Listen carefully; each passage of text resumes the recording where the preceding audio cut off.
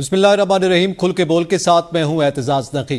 आज हम गुफ्तगू करेंगे कि बलूचिस्तान में पे दर पे वाक़यात रूनुमा हुए हैं और जो मुकम्मल तौर पर इस वक्त जो सूरत हाल आज पूरा दिन रही है वो आपके सामने रही है। इसकी क्या वजूहत हैं कि बलूचिस्तान के हालात संभल नहीं रहे। इसके साथ साथ हम जिक्र करेंगे कि बानी PTI ने आज जेल में सहाफ़ियों से गैर रस्मी गुफ्तगू की है, जिसमें उन्होंने बहुत से मामलात पर हुकूमत पर भी तनकीद की और अपने जो उनको जेल में वाक़यात पेश आ रहे हैं उस हवाले से भी उन्होंने जिक्र किया। इसका भी बात करेंगे और इसके साथ साथ हम बात करेंगे कि इस्लामाबाद हाई कोर्ट में सहाफ़ियों के खिलाफ मुकदमात के इंदराज के खिलाफ जो उस पर तहरीरी फैसला जारी किया गया उसमें क्या कहा गया और उसके क्या असरात मुरतब होंगे, इस पर बात करेंगे। पैनलिस्ट पे हमारे साथ मौजूद हैं खालिद जमील, हमाद हसन, आजम चौधरी और आमिर सईद अब्बासी। तमाम पैनलिस्ट को वेलकम करूंगा। और खालिद जमील साहब, आपसे जानना चाहूँगा कि आज जो बलूचिस्तान की सूरत हाल रही आपके सामने है, 14 जवान शहीद हो गए और 23 लोगों को तो बाकायदा शनाख्त करके सवारियों से उतार के जिस अंदाज से उनके साथ सलूक किया गया, ये सूरत हाल हमारे सामने है। इस हद तक वाक़यात बढ़ चुके हैं, लेकिन हुकूमत का फोकस जो है वो हमें सिर्फ सियासी मुखालफिन को दबाने की और कानून साजियों के हवाले से या उन पर बयानात के जवाबी बयानात देने के हवाले से नज़र आता है। आप क्या देख रहे हैं, क्या वजह है कि बलूचिस्तान की सूरत हाल कंट्रोल में नहीं है? देखिए, बहुत बड़ी बदकिस्मती है कि आपका नेशनल एक्शन प्लान एक बना था 2014 में जब APS पेशावर का वाकया हुआ था उसके बाद, और उसमें एक तो हार्ड कोर ऑपरेशन होने थे। तमाम जो ऐसे इलाके हैं जहाँ पे इंतहा पसंदी या दहशतगर्दी होती है, वहाँ पे लॉ एनफोर्समेंट एजेंसीज या फोर्सेज हैं, उन्होंने ऑपरेशंस करने थे। उसके साथ साथ बहुत सी ऐसी चीजें थी, अवामिल थे जो सूबाई हुकूमतों ने और वफाकी हुकूमतों की जो सिविल मिनिस्ट्रीज या सिविल इदारे थे उन्होंने करने थे। फिर एपेक्स कमेटियां बनाई गई थी सूबाई सतह के ऊपर, नेशनल सतह के ऊपर, एक तबातर से उसके इजलास हुआ करते थे। अभी आपको पिछले 2-3 सालों में ऐसा कुछ नजर नहीं आएगा कि ये क्या हुआ क्या नहीं हुआ, किसी को कुछ नहीं मालूम। दूसरा, एक बड़ी बदकिस्मती ये इस वक्त ये हुई है कि आप अगर बलूचिस्तान को देखें बिलखसूस, अव्वल तो वैसे भी है पूरे पाकिस्तान के अंदर जिस तरह से हुकूमतें इंस्टॉल की जाती हैं, अभी मुंतखब तो नहीं की जाती, इंस्टॉल की जाती हैं। बलूचिस्तान में आप ये देखें कि गैर मुंतखब अफराद को जिस तरह से वहां पे बिठाया गया है, और ऐसे अफराद आप देखें कि केयर टेकर गवर्नमेंट के अंदर जो लोग जिम्मेदारान थे, आईने पाकिस्तान कहता है कि immediate after care taker government जब हो रही होती है तो उस वक्त इलेक्शन में आप नहीं जा सकते। लेकिन ये है कि इलेक्शन से आप जब शेड्यूल अनाउंस हो रहा हो तो आप जो है कि 1 दिन 2 दिन पहले इस्तीफा दे के आप कूद पड़े इलेक्शन में, और फिर वहां पे आपकी कोई पार्टी भी ना हो, आपको ये समझ ना आ रही हो कि एक दिन आप PS पार्टी में, एक दिन नून लीग में, नहीं आप PS पार्टी में होंगे, नहीं आप नून लीग में होंगे, तो उधर आप झूल रहे हो और फिर आप वजीर आला बन जाते हैं। देखिए, इस किस्म के सूबों के अंदर फिर अभी रिसेंटली आपको DGI-SPR की प्रेस कॉन्फ्रेंस जेल में रखनी चाहिए जहां पे उन्होंने स्मगलिंग और इस सारी बात की थी। तो ये जो सारे के सारे अलमी हैं ये इस तरह से इकट्ठे हो चुके हैं कि अभी आप भी ये कह रहे हैं कि फोकस जो हमारी हुकूमत है उसका सियासी मुखालफिन के ऊपर है, चाहे जो सिविल हुकूमत है उसका भी, और बदकिस्मती से जिन्होंने अमन अमान कायम करना है उनका भी फोकस अमन अमान कम रह गया है, और जो सियासी मुखालफिन है उनके खिलाफ मुकदमात, अदालती मुकदमेबाजी करनी है, उनको अगवा करना है, उनको लापता करना है। आप आए रोज सिर्फ थानों के रोज नामचे पढ़े और सिर्फ अदालतों की कार्रवाई देखें तो आपको अंदाजा हो जाएगा कि तरजीहात हमारी क्या है। तो इसलिए वो जो APS के बाद हमने नेशनल एक्शन प्लान बनाया था वो शायद हम किसी कोने खुदरे में रख के उसको भूल चुके हैं बिल्कुल ही। उसको दोबारा आपको निकालना पड़ेगा, आपको सोशो इकोनॉमिक अपलिफ्ट करनी होगी इन तमाम मुतासरा इलाकों में। एक जमाने में एक रिपोर्ट आई थी SDPI और कुछ और इदारों की रिसर्च हुई थी, और उसमें ये बताया गया था कि जितने भी पाकिस्तान के टॉप कॉन्फ्लिक्ट ज़्यादा डिस्ट्रिक्ट्स हैं वो सारे के सारे वो हैं जहां पे पॉवर्टी लेवल जो है कि सबसे ज्यादा है पाकिस्तान के अंदर, जहां पे भूख है, अफलास है, बेरोजगारी है, गुर्बत है, वहां पर ही ये इंतहा पसंदी या जो जंग ज़्यादा जिसको हम कहते हैं कि जहां पे तसादुम हो रहा है, जहां पे इस किस्म के हालात हैं वो हैं। तो इसलिए आपको एक तरफ आपको उन लोगों की इकोनॉमिक अपलिफ्ट करनी होगी, सोशो इकोनॉमिक उनको अपॉर्चुनिटीज देनी होंगी। आपने बलूचिस्तान पैकेज, फलाना पैकेज, वो सारे के सारे मंजर से इस वक्त गायब हो चुके हैं। अब सुबह से शाम तक आप देख लें, आप किसी वजीर आला को देख लें, किसी होम मिनिस्टर को देख लें, किसी इंफॉर्मेशन मिनिस्टर को देख लें, हत्ता कि वजीर दिफा हमारे जो हैं कि वो भी मुखालफिन को टारगेट कर रहे हैं। लेकिन कोई वो इदारा जिनकी अपनी सारी की सारी नाकामी है, वो मिनिस्ट्रीज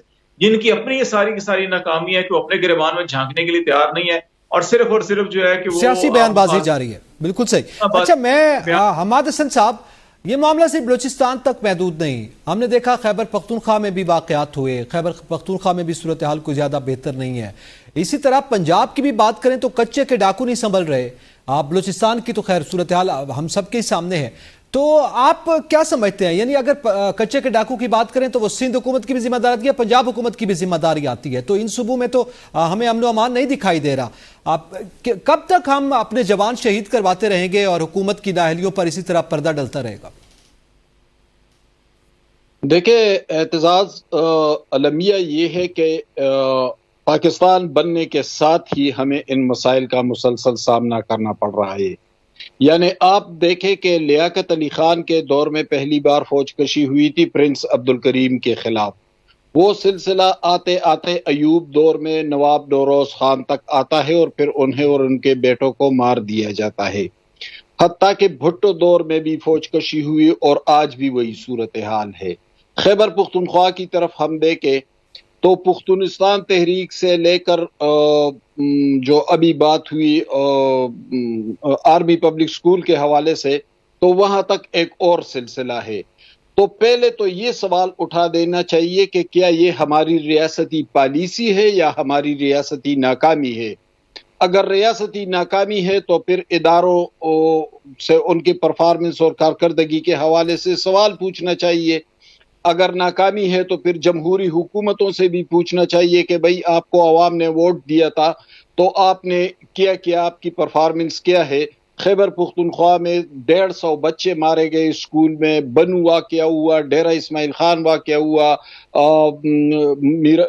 وزیرستان میں جو واقعات ہوئے, باجوڑ ڈماڈولا جو واقعہ ہوا, اسی طرح بلوچستان میں بھی یہی تسلسل ہے. اور یہ تسلسل مجھے ڈر ہے کہ یہ پھیلتا جا رہا ہے اور اب کچے کے ڈاکو بھی میدان میں اتر گئے. سندودیش تحریک بھی اسی کا حصہ تھی اور اس میں بھٹو کی پھانسی کے بعد ہمیں مسلسل اسی طرح کی صورتحال کا تقریباً سامنا کرنا پڑا تھا. تو اہم بات یہ ہے کہ ہمیں پہلے یہ دیکھنا چاہیے اور اس بات پر یقیناً انٹیلیجنشیا کو, دانشور طبقات کو پوری شدت کے ساتھ سوال اٹھا دینا چاہیے کہ 1948 سے آتے آتے یہ سلسلہ تھم کیوں نہیں رہا ہے. اگر تھم نہیں رہا ہے تو پھر ہمارے اداروں کی کارکردگی کیا ہے. اگر تھم نہیں رہا ہے تو پھر ہمارے پارلیمان اور ہماری جمہوریت کی پرفارمنس کہاں پر ہے. تو یہ ایک تسلسل ہے. اب ہمیں اس سے نکلنا ہوگا کہ فلاں ملک یہ کرتا ہے, فلاں یہ کرتا ہے. بھائی ہمیشہ پوری دنیا میں ہر ملک کے دشمن ہوتے ہیں اور وہ ان کے خلاف کارروائیاں کرتے ہیں, لیکن اس ملک کے ادارے مستعد ہوتے ہیں, اس ملک کی انٹیلیجنس مستعد ہوتی ہے, اس ملک کی فوج اور پولیس مستعد ہوتی ہے, اس ملک کا پارلیمان اپنی ذمہ داریوں کا احساس کرتا ہے. لیکن ہمیں اس سے متضاد صورتحال کا صورتحال ہمیں مختلف دکھائی دے رہی ہے. حماد صاحب, یہ پارلیمان کی آپ نے بڑی اہم بات کی, اسی کو آگے بڑھاتے ہیں. اعظم چودھری صاحب, یہ فرمائیے گا کہ آج قومی اسمبلی کا اجلاس تھا, اپوزیشن نے بھی آج ظاہر احتجاج کیا اور اس میں بلوچستان میں اتنا بڑا واقعہ ہوا, آج پے در پے بلکہ واقعات ہوئے, ایک ہی روز میں کیا منظر دیکھا ہم نے. مگر وہاں پہ معمول کی کارروائی چلائی گئی, وہاں پہ نہ کسی قسم کی کوئی قرارداد, نہ گفتگو کی گئی, نہ اس حوالے سے کوئی جواب دیا گیا. بسم اللہ الرحمن الرحیم. بہت شکریہ صاحب. یہ حماد صاحب نے جب بات کی تو اسی وقت میرے ذہن میں آیا یہ والا نقطہ, پارلیمان والا جو آپ نے کویسچن کیا. دیکھیں, یہ 2024 کے اندر صرف بلوچستان کے اندر دہشت گردی 96% اضافہ نظر آیا ہے, جو کہ ماضی میں بھی ہوتی رہی ہے دہشت گردی, لیکن اس سال تو انتہا ہو گئی ہے. اس وقت نہ آپ کے جو زائرین ہیں وہ محفوظ ہیں, نہ ویسے وہاں پہ جو کاروباری لوگ دیگر صوبوں سے جاتے ہیں وہ محفوظ ہیں, نہ آپ کی سیکیورٹی فورسز محفوظ ہیں. آپ اوورآل اٹھا کے دیکھ لیں ان 8 مہینوں کے دوران وہاں پہ کس قسم کے واقعات رونما ہوئے ہیں, کتنے لوگ آپ کے وہ شہید ہوئے ہیں, کتنے عام لوگ ان کا مالی اور جانی نقصان پہنچا ہے. لیکن آپ کے جو پارلیمان ہے اس کی آپ نے آج وہاں پہ دیکھ لیا کہ ان کا کیا رویہ تھا. بنیادی بات یہ ہے کہ جب پارلیمنٹیرین عوامی ووٹوں سے الیکشن میں آئے گا اور عوام کے سر پر وہ پارلیمنٹ تک پہنچے گا تو اسے ان عوام کا پورا احساس ہوگا, ان کے دکھ درد کا وہ ساتھی ہوگا. جب ایک ایسا بندہ جس کو پتا ہے کہ میں ووٹ لوں یا نہ لوں, مجھے عوام دے یا نہ دے, میں نے پارلیمنٹ میں پہنچ جانا ہے, تو وہ کیوں عوام کا درد رکھے گا. اسے عوام کی تکالیف کا کیوں احساس ہوگا؟ وہ کیوں جا کے دہشت گردوں اور ڈاکوؤں کے حوالے سے وہاں پہ کوئی سٹینڈ لیتا پھرے گا؟ آج آپ ان کے وزیر اعلیٰ دیکھیں جو نگران حکومت کے دوران وزیر داخلہ تھے، آج وزیر اعلیٰ بلوچستان ہے. اور حسب معمول جو ہر وزیر اعلیٰ یا ہر حکومت جو اس میں ایک اور چیز بھی ایڈ کر لینا، وہ وہاں پہ وزیر اعلیٰ بلوچستان ہے جو وزیر داخلہ تھے، اور جو وزیر اعلیٰ پنجاب تھے وہ وزیر داخلہ ہیں. وزیر داخلہ ہے، اور وہ وہاں پہ بیٹھ کے کہہ رہے ہیں کہ جی ان دہشت گردوں کو کیفر کردار تک پہنچائیں گے. اور پچھلے کئی سال سے ہم دیکھ لیں تمام حکومتیں، تمام وزراء اعلیٰ، سیاستدان یہی کہتے نظر آ رہے ہیں کہ دہشت گردوں کو کیفر کردار تک پہنچائیں گے. بھئی کب کو پہنچانا ہے آپ نے کیفر کردار؟ کیسے پہنچانا ہے؟ کچھ کر کے دکھائیں. آپ دیکھیں کہ روزانہ وہاں پہ اب یہ جو بے گناہ اور معصوم لوگوں کو بسوں سے اتار کے وہاں پہ شہید کیا گیا ہے، کیا آپ ایسے مزید واقعات کا انتظار کر رہے ہیں ان کو کیفر کردار تک پہنچانے کے لیے؟ یہ تو سمجھ سے بالا تر ہے. اور پارلیمنٹیرینز جو آج قومی اسمبلی میں تھے ان کی آپ نے پریورٹیز وہاں پہ چیک کر لی ہیں. ان کو احساس تک نہیں ہے کہ بلوچستان میں خون کی ہولی کھیلی جا رہی ہے، وہاں پہ لوگوں کا بے دریک قتل کیا جا رہا ہے، اور وہ پارلیمنٹ کے اندر وہ بات کرنے کو یا اس کی طرف توجہ دلوانے کو تیار نہیں ہے. یہ ہے پریورٹیز. ہمیں اپنی پریورٹیز طے کرنی پڑے گی. ہمیں اصل میں ان مسائل کو دیکھنا پڑے گا کہ بلوچستان اس حال تک کیسے پہنچا ہے.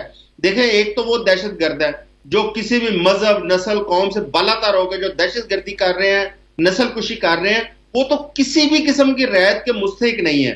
ایک وہ لوگ ہیں جو ان کے لیے ہمدردیاں دل میں رکھتے ہیں. ان کی ہمدردیاں ختم کرنے کی ضرورت ہے، اور ان دہشت گردوں کے ساتھ زیرو ٹالرنس پالیسی کے ساتھ آنی ہاتھوں سے اسٹیٹ کو نمٹنے کی ضرورت ہے. اور تیسرا وہ لوگ جو ایک پرامن جدوجہد کر رہے ہیں، لیکن اس پرامن جدوجہد کے دوران بھی ہمیں بہت سارے ایسے ایلیمنٹس وہاں پہ نظر آتے ہیں جو ان دہشت گردوں سے تعلق رکھتے ہیں یا جو ان دہشت گردوں کے لیے ہمدردیاں رکھتے ہیں. یہ نہیں ہونی چاہیے. ہماری نوجوان نسل اس وقت جو 3 اہم پوائنٹس آپ نے بتائے ہیں، اور اسی کو دریا کو آپ نے کوزے میں بند کیا ہے کہ یہ وہ معاملات ہیں جس کو پہلی بات تو ہے پرائرٹی میں ہم رکھیں نا کہ کیا امن و امان ہماری پرائرٹی ہے بھی صحیح کہ نہیں. اس کے ساتھ ساتھ بڑی اہم بات کی وزارت داخلہ کے حوالے سے بھی آپ نے. عامر سعید عباسی صاحب، میں آپ سے جاننا چاہوں گا، ہمارے جو وزیر دفاع ہیں انہوں نے یہ بیان دیا، انہوں نے کہا کہ جناب چونکہ اکبر بگٹی کے قتل کے بعد یہ صورتحال پیدا ہوئی، ٹھیک ہے اپنی جگہ پہ ایک اس کی ہسٹری ہے، لیکن کیا وجہ ہے کہ ابھی تک سنبھل نہیں رہا؟ دوسرا وزیر داخلہ کا بھی ذکر کیا گیا. ہمارے وزیر داخلہ سے تو نہ تو بلوچستان بلکہ پورے ملک کی سیکیورٹی سنبھل رہی ہے اور نہ ہی کرکٹ سنبھل رہی ہے، تو ان کا کیا شکوہ کریں، کیا گلہ کریں؟ ان کے پاس ویسے آپ کیا سمجھتے ہیں، کیا جادو کی چھڑی ہے؟ دیکھیں چھڑی تو نہیں، ان کے پاس تو کوئی زیادہ ہی چھڑیاں ہیں، کیونکہ گزشتہ اگر 1.5 سے 2 سال سے دیکھا جائے تو ہر اہم عہدہ اور ہر اہم منصب جو ہے وہ شاید اپنی چوائس سے لیتے ہیں، وہ جو مانگتے ہیں انہیں مل جاتا ہے. اس حوالے سے تو خیر بہرحال حکومتی جو اہم وزیر ہیں رانا ثناء اللہ، انہوں نے کہا کہ مہربانی ہے ان کی کہ وہ پرائم منسٹر نہیں بن گئے، ورنہ بننا چاہیں تو وہ شاید وہ بھی بن سکتے ہیں. بہرحال دیکھیں یہ جو گفتگو ہے اس کو اگر ہم پرائرٹیز کی بات کی گئی، اس پہ دیگر ایسپیکٹس کی بات کی گئی، تو سب سے پہلے تو پرائرٹی اسٹیٹ کی دیکھنی پڑتی ہے کہ ریاست کی کیا پرائرٹی ہے. ریاست کی پرائرٹی اس وقت صبح دن شروع ہوتا ہے تو وہ یہ ہوتا ہے کہ جو سیاسی جماعت ہے، اپوزیشن ہے، اس کو کیسے کاؤنٹر کرنا ہے، پی ٹی آئی کو کیسے کاؤنٹر کرنا ہے، پی ٹی آئی کے خلاف کیا کیا کیسز بنانے ہیں، پانی پی ٹی آئی ہیں ان کے خلاف کیا کیا کیسز بنانے ہیں، کب انہیں کتنی دیر تک جیل میں رکھنا ہے، اگر کیس میں بیل ہو جاتی ہے تو اگلا کیس کون سا بنانا ہے. یہ وہ تمام چیزیں ہیں جو پرائرٹیز ہیں. باقی تو تمام چیزیں نہ تو پرائرٹی ہیں، نہ تو لا اینڈ آرڈر کوئی پرائرٹی ہے، نہ کوئی گورننس پرائرٹی ہے، نہ کوئی لوگوں کے دیگر مسائل کوئی پرائرٹی ہیں. تو پرائرٹی تو یہ ہے کہ پی ٹی آئی کے کیسز کو کیسے فکس کرنا ہے اور ان کو مزید کیسز کیسے بنانے ہیں. تو اب ایسی صورتحال میں تو بہرحال پھر اس طرح کے جب واقعات ہوں گے، ہمارے پاس کوئی کاؤنٹر اسٹریٹجی نہیں ہوگی، ان دہشت گرد واقعات کو روکنے کے لیے پوری قوت کے ساتھ ہم جب تک ایکشن نہیں لیں گے، جب تک ان کو مکمل کچلا نہیں جائے گا، تب تک تو یہ واقعات ہوتے رہیں گے. تو پرائرٹیز تو بہت اہم ہیں کہ پرائرٹی اسٹیٹ کی کیا ہے. تو وہ تو صبح سے شام تک ایک ہی ہوتا ہے کہ کیسے کاؤنٹر کرنا ہے اپوزیشن کو اور بالخصوص پی ٹی آئی کو، اور ان کے کیسز کیسے بنانے ہیں. تو ایسی صورتحال میں تو یہ جب واقعات ہوتے ہیں. اور دوسری جو اہم بات ہے کہ دیکھیں وزیر داخلہ صاحب کے پاس بہت ذمہ داریاں ہیں. انہوں نے وزارت داخلہ کو بھی دیکھنا ہے, انہوں نے اسلام آباد انتظامیہ کو بھی دیکھنا ہے, انہوں نے پولیس کو بھی دیکھنا ہے, انہوں نے FIA کو بھی دیکھنا ہے, انہوں نے فرنٹیئر کانسٹیبلری کو بھی دیکھنا ہے, انہوں نے رینجرز کو بھی دیکھنا ہے, انہوں نے باقی بارڈر مینجمنٹس کو بھی دیکھنا ہے, پاسپورٹس کو بھی دیکھنا ہے. کوئی ایک مسئلہ ہو تو وہ حل کریں. اور ان سب کے ساتھ ساتھ انہوں نے ماشاءاللہ پاکستان کا جو کرکٹ ہے اس کا بھی ذمہ اپنے سر لیا ہوا ہے. تو اب ایسی صورتحال میں تو جو ہے وہ پھر یہی نتائج آئیں گے جو سامنے آ رہے ہیں. کرکٹ میں بھی ہماری تنزلی ہے, لا اینڈ آرڈر میں بھی ہماری تنزلی ہے.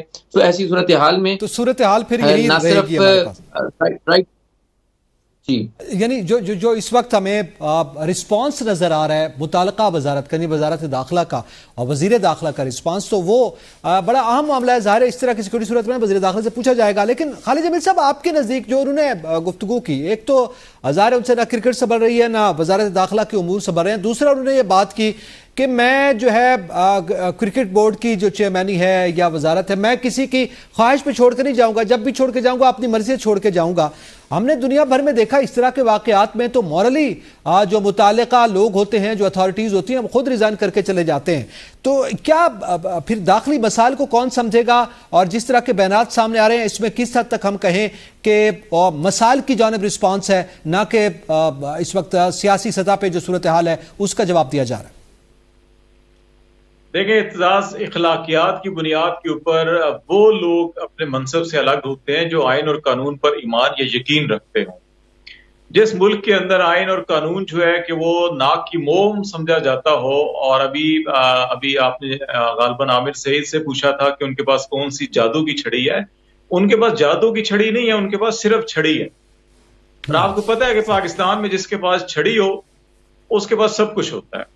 تو اب وہ جو چھڑی اور چھڑی والوں کے ساتھ جو جڑ جاتا ہے تو پھر وہ جو چاہے وہ اپنی مرضی سے, تو انہوں نے کہا نا کہ میں اپنی مرضی سے ہی چھوڑوں گا, نہیں, وہ اپنی مرضی سے ہر چیز لے سکتے ہیں, چھوڑ نہیں سکتے وہ. اور پاکستان میں کیونکہ جہاں پہ آئین اور قانون نام کی کوئی چیز ہے نہیں ہے, تو اس لیے آپ یہ اخلاقیات, یہ چیزیں توقع آپ ان سے کیجئے جو آئین اور قانون کے اوپر یقین اور ایمان رکھتے ہوں.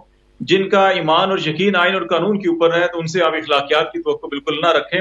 اور دوسرا معاملہ کہ ایسے جو لوگ اب کرکٹ بھی چلائیں گے, اگر ملک بھی چلائیں گے, وزارت داخلہ بھی چلائیں گے, اور ان کی خواہش ہے کہ باقی بہت سی جگہوں کے اوپر بھی ان کی نظر ہے کہ وہ سب کو چلا سکیں. تو اب آپ پچھلے 1 سال یا 2 سال کے, ابھی اعظم چوہدری صاحب بھی ڈیٹا بتا رہے تھے بلوچستان کا, آپ پاکستان کا اٹھا کے دیکھ لیں, دہشت گردی کی شرح دیکھ لیں کیسے بڑھ رہی ہے.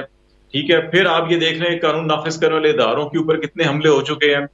تو یہ بات ساری کی ساری اماد کی طرح کہ ہمیں یہ دیکھنا ہے کہ اگر یہ ہم سے چیزیں سنبھل نہیں رہی تو کسی نہ کسی کا ناکامی کا اعتراف تو بنتا ہے نا. اگر میں اور آپ, ہماری جیبوں سے ٹیکس کاٹا جاتا ہے, اور اس ٹیکس کی آمدن میں سے اگر ہم ہزارہ ارب جو ہے کہ امن و امان کے لیے اور دفاع کے لیے خرچ کرتے ہیں, اور اس کے باوجود آئے روز ہمارے جوان شہید ہو رہے ہوں, ہمارے گھروں کے اندر جنازے اٹھائے جا رہے ہوں, تو پھر تو ہمیں تو سوال تو بنتا ہے نا, میں ان وزارتوں سے, ان وزارتوں کے وزراء سے, ان وزارتوں کے ذمہ داران سے کہ جناب ہم اپنا پیٹ کاٹ کے اگر آپ کو اور آپ کے آسائش کے لیے تمام سامان فراہم کر رہے ہیں, آپ کو ساز و سامان, آپ کو جدید اسلحہ بھی فراہم کر رہے ہیں, تو آپ اگر پھر اس ساری چیزوں پہ کنٹرول نہیں کر پا رہے, اور بلوچستان کے اندر آپ لوگوں کی آواز تو سنیں. وہ وہاں کے مقامی لوگ کہتے ہیں کہ ان شاہراہوں سے تو ہم سگریٹ کے 2 ڈبے گاڑی میں رکھ کے نہیں گزر سکتے, کہ وہاں پہ جگہ جگہ میں چیک پوسٹیں بنی ہوئی ہیں, روکتے ہیں اور چیزیں ہم سے لے لیتے ہیں, پنجاب میں چیزوں کے ساتھ نہیں آ سکتے. تو پھر آپ یہ دیکھیں کہ ایسے کون سے لوگ ہیں کہ اتنی زیادہ چیک پوسٹوں اور اتنی زیادہ سیکورٹی کے باوجود جب چاہتے ہیں جہاں چاہتے ہیں لوگوں کو روکتے ہیں, مارتے ہیں, سیکورٹی بریچ ہو جاتی ہے. اچھا, یہ بڑا اہم پوائنٹ آپ نے اٹھایا. آج جو ہم نے دیکھا کہ وزیر اعلیٰ بلوچستان میں گفتگو کی, ماسن صاحب یہ بتائیے گا, ایک ناراض بلوچوں کا فیکٹر ہے, ایک انہوں نے کہا جی دہشت گرد ہیں جو, ایک تو دوسرا یہ ماضی میں ہم یہ سنتے تھے کہ آج بھی ہم نے دیکھا کہ انہوں نے شناخت دیکھی, پنجاب سے آیا ہے, پنجابی ہے, اس کو ماڈل, تو انہوں نے کہا کہ دہشت گردوں نے پاکستانیوں کو مارا. اس بات کو چھوڑ دیں کہ بلوچوں نے پنجاب کو مارا. دوسرا, ناراض بلوچ الگ فیکٹر ہے, دہشت گرد الگ فیکٹر ہے. کیا آپ سمجھتے ہیں کہ یہ جو بات انہوں نے کی ہے یہ صحیح شناخت ہے بلوچستان کے مسئلے کی؟ دیکھیں, اس میں صحیح بات کہاں ہے. اگر کوئی ناراض ہے بلوچستان میں تو ناراضگی کی تو ظاہر ہے کوئی نہ کوئی وجہ ہوگی, اور وہ ناراضگی کیوں ہے میں نے تو پہلے بھی آپ کو بتایا کہ پاکستان بننے کے ساتھ ہی یہ مسائل شروع ہوئے اور اکبر بگٹی شہید تک ہوتے ہوتے آئے, اور پھر اس کے بعد بھی وہ وہی کنٹینیوٹی ہے، وہی تسلسل ہے، تو یہی تو ناراضگی کی سب سے بڑی سبب ہے۔ بلوچستان میں پاکستان کے سب سے زیادہ ذخائر ہیں، سب سے زیادہ معدنیات پیدا ہوتے ہیں، لیکن بلوچ لوگوں کی طرز زندگی دے کے، ان کا لائف سٹائل دے کے، ان کے پاس کیا ہے؟ ان کے پاس تو کھانے کو بھی کچھ نہیں ہے۔ پاکستان کی شدید ترین غربت بھی اسی خطے میں ہے، اوپر سے انہیں لا اینڈ آرڈر صورتحال کا بھی سامنا ہے، اور تو ناراضگیاں اس سے نہیں پھوٹیں گی تو اس سے پھر اور کیا پھوٹے گا؟ یہ محض ایک لالی پاپ ہے۔ جی حماد صاحب، آپ کی آواز کٹ رہی ہے، میں آواز جو ہے حماد صاحب کی نہیں آ رہی، لیکن بہرحال کمنٹ سامنے آ گیا کہ یقیناً ان معاملات کو سیاسی طور پہ بھی حل ہوگا، اور اگر دہشت گردی ہے تو ظاہر ہے اس کو دہشت گردوں کی طرح ٹریٹ کر کے آپ کو باہر زیرو ٹالرنس پالیسی کے ساتھ جو ہے ان معاملات کو دیکھنا ہوگا۔ مزید گفتگو کریں گے اپنے نیکسٹ ٹاپک کے حوالے سے، بریک کے بعد ساتھ رہیے گا۔